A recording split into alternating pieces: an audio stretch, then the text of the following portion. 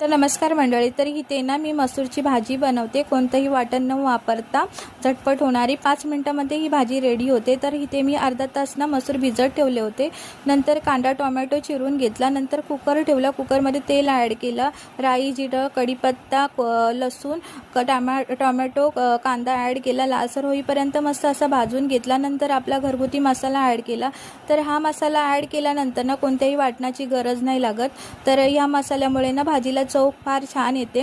नंतर तेल सुटेपर्यंत मस्त असा फ्राय करून घेतला. नंतर ह्या स्टेजला ना मी मसूर ॲड केली आणि चांगली फिरवून घेतली आणि थोडंसं पाणी ॲड केलं. कुकरचं झाकण लावलं.